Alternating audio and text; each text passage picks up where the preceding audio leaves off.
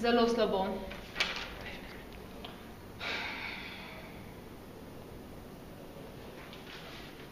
Pridi, Juri.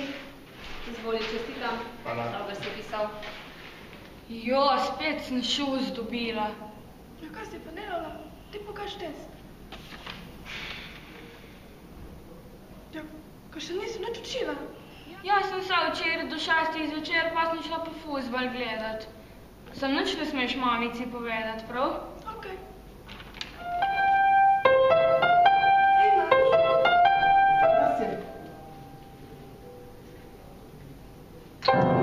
Pa ne že spet.